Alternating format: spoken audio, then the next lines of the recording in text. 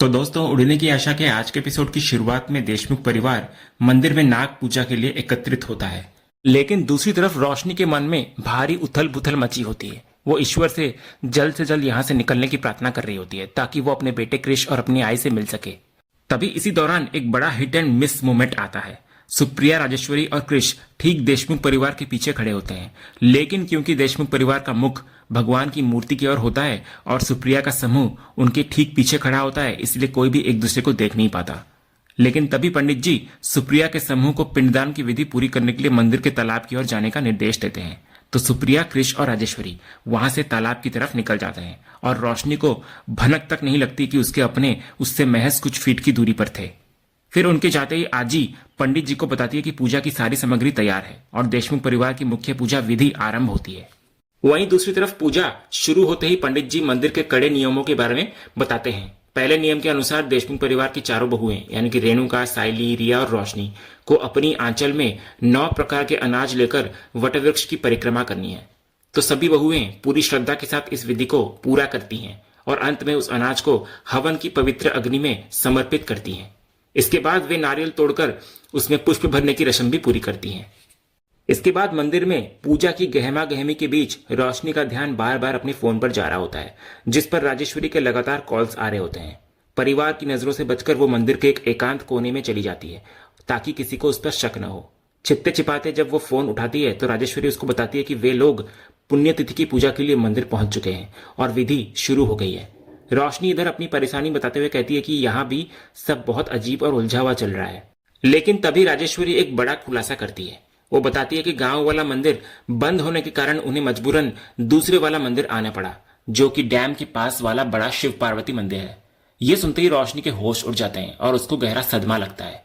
उसको रियलाइज होता है कि वो और उसका छिपा हुआ परिवार एक ही समय पर एक ही मंदिर परिसर में मौजूद है। फिर भारी घबराहट में रोशनी तुरंत राजेश्वरी को फोन काटने और मंदिर के मुख्य हिस्से के आसपास न आने की सख्त हिदायत देती है। वो उसे वहीं पर रुकने को कहती है और खुद वहां पहुंचने का वादा करती है। फिर अंत में वो कांपते मन से ईश्वर के सामने हाथ जोड़कर प्रार्थना करती है कि आज कोई अनहोनी ना हो, क्योंकि वो अपनी जिंदगी की बढ़ती मुश्किलों को और अब झेल नहीं पाएगी। उधर पंडित जी अब दूसरे और सबसे महत्वपूर्ण नियम की घोषणा करते हैं। घर में सांप के दर्शन होने के कारण गृह शांति अनिवार्य है। नियम यह होता है कि घर की मुख्य गृहिणी यानी कि रेणुका को उसके बेटों में से कोई एक अपनी गोद में उठाकर पूरे मंदिर की परिक्रमा करेगा और शर्त यह होता है कि रेणुका के पैर जमीन को स्पर्श नहीं करने चाहिए, तभी घर पर आई विपदा टलेगी। तो रेणुका ये सुनकर हैरान नजर आती है क्योंकि अब उसके बेटों की परीक्षा का समय है। इसके बाद मंदिर में गृह शांति की विशेष विधि शुरू होती है, जहां मां को गोद में उठाकर परिक्रमा करनी है। तो रेणुका स्पष्ट रूप से पहले सचिन को इग्नोर करती है, जिससे सचिन को ठेस पहुंचती है। इसके बाद रेणुका अपने लाडले बेटे तेजस को यह कार्य सौंपती है, लेकिन जैसे ही तेजस उसको उठाने की कोशिश करता है, उसकी पीठ में अकड़न आ जाती है और वो हार मान लेता है। तो रेणुका उसको फटकारती है कि वो इतना कमजोर है कि अपनी मां का बोझ भी नहीं उठा सकता। फिर तेजस के बाद रेणुका अपनी उम्मीदें छोटे बेटे आकाश पर टिकाती है। वो बड़े गर्व से आकाश को बुलाती है, लेकिन नियति को कुछ और ही मंजूर था। आकाश भी जैसे ही रेणुका को उठाता है, उसकी पीठ में भी दर्द शुरू हो जाता है और वो माफी मांगते हुए पीछे हटता हुआ नजर आता है। ये देखकर आजी शहर के खान पान और बेटों की शारीरिक कमजोरी पर तंज कसती है। वे कहती है कि दोनों बेटों से अपनी मां का भार नहीं उठाया गया। इसके बाद पंडित जी समय की कमी का हवाला देकर जल्दी करने को कहते हैं। तो अंत में आजी दृढ़ता के साथ सचिन को आगे आने को कहती है। इसके बाद आजी रेणुका को गारंटी देती है कि ये वाला बेटा उसे कभी निराश नहीं करेगा और ना ही कभी गिरने देगा। तो हम फिर देखते हैं कि सचिन आगे बढ़ता है, लेकिन रेणुका के चेहरे पर अब भी खुशी के बजाय नापसंदगी के भाव होते हैं। वो अनिच्छा से सचिन की ओर देखती है। इसके बाद जहां बड़े और लाडले बेटे नाकाम रहे, वहीं सचिन बड़े ही सहज भाव से रेणुका को अपनी गोद में उठा लेता है और मंदिर की परिक्रमा शुरू करता है। और इसी दौरान सचिन बहुत इमोशनल भी होता है। उसको एहसास होता है कि ताउम्र तरसने के बाद आज वो अपनी मां के इतने करीब है। वहीं रेणुका के मन का कठोर पत्थर भी पिघलता हुआ नजर आता है। उसकी आंखों में आंसू आ जाते हैं, लेकिन वो अपने अहंकार और नफरत के कारण अपना मुंह दूसरी तरफ फेर लेती है ताकि कोई उसकी ममता न देख सके। फिर परिक्रमा पूरी कर सचिन बड़े ही सम्मान से अपनी मां को नीचे उतारता है। इसके बाद पंडित जी अब सप्त कन्निकाओं की मुख्य पूजा आरंभ करते हैं।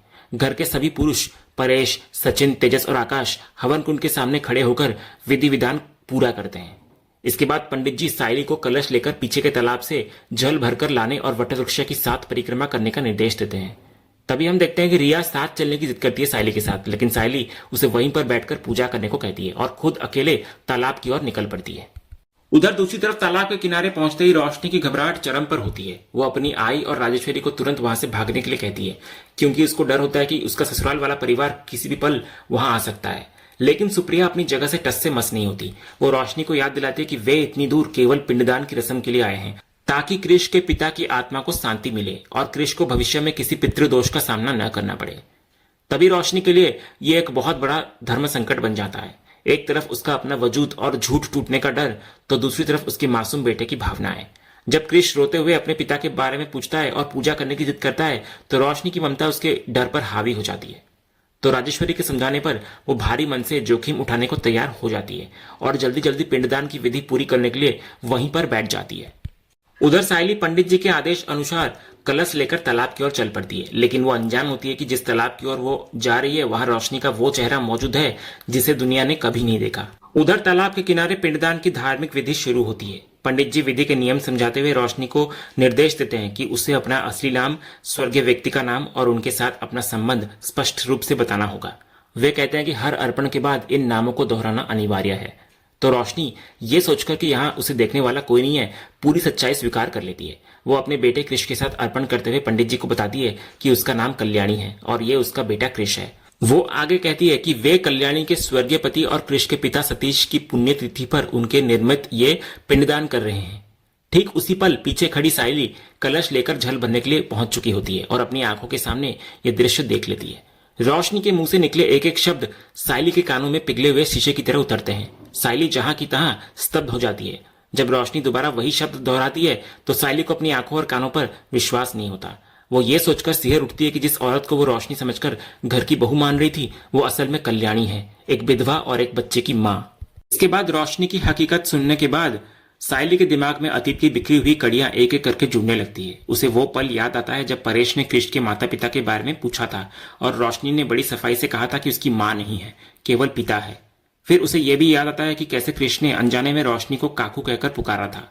सुप्रिया का वो झूठ भी सायली की आंखों के सामने आता है, जिसमें उसने क्रिश को अपनी बेटी का बेटा बताया था और खुद रोशनी को उसकी काकू कहा था। इसके बाद सायली को क्रिश की वो मासूमियत याद आती है जब उसने अपनी आई का नाम कल्याणी बताया था। सबसे बड़ा झटका उसको शिखा की शादी वाला वो वाकया याद करके लगता है, जहां एक महिला ने रोशनी को कल्याणी समझ लिया था और सायली के पूछने पर रोशनी ने किसी भी कल्याणी को पहचानने से साफ इनकार भी कर दिया था। ये सारी कड़ियां मिलकर अब सायली के सामने एक डरावनी तस्वीर साफ कर देती है। इसके बाद जैसे ही रोशनी दोबारा कल्याणी और सतीश के नाम से पिंडदान का संकल्प दोहराती है, सायली के सब्र का बांध इधर टूट जाता है। उसके मुंह से केवल रोशनी नाम निकलता है और उसके हाथ से पानी का कलश छूटकर गिर जाता है।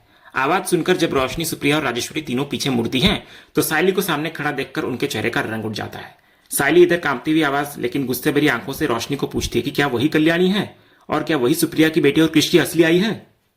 उधर मंदिर में रेणुका और बाकी लोग सायली और रोशनी के गायब होने पर चिंता जता रहे होते हैं। रेणुका सायली की देरी का मजाक उड़ाती है, जबकि सचिन परेशान हो जाता है अपनी बाइकों के लिए। फिर अंत में सचिन सायली को ढूंढने तालाब की ओर निकल पड़ता है। इधर तालाब पर क्रिश सायली को देखकर खुशी के मारे उसके गले लग जाता है। सुप्रिया सफाई देने की कोशिश करती है सायली को, लेकिन सायली कुछ भी सुनने के मूड में नहीं होती। जब रोशनी इधर अपनी लड़खड़ाती आवाज में झूठ को छिपाने की कोशिश करती है, तो सायली का गुस्सा ज्वालामुखी की तरफ फटता है और वो रोशनी के गाल पर एक जोरदार तमाचा जड़ देती है, जिसके कारण रोशनी मुंह के बल नीचे गिरती है।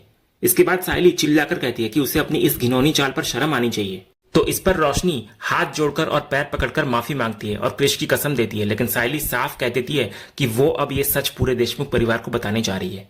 और इसी सीन के साथ आज का ये एपिसोड यहीं पर खत्म होता है। तो आने वाले अपकमिंग एपिसोड में हमको दिखाया जाएगा कि जब सायली सारा सच बताने के लिए कदम बढ़ाती है, तो रोशनी हताशा में आकर उसको धमकाती है कि अगर सच बाहर आया तो वो क्रिश के साथ अपनी जान दे देगी। तो रोशनी की ये इमोशनल ब्लैकमेल सायली को एक पल के लिए रुकने पर मजबूर कर देती है। सायली उसे एक अंतिम अवसर देती है, 72 घंटों का समय। सायली कहती है कि मुंबई पहुंचते ही रोशनी को खुद सब कुछ सच बताना होगा, वरना वो खुद सचिन को सारा सच बता देगी।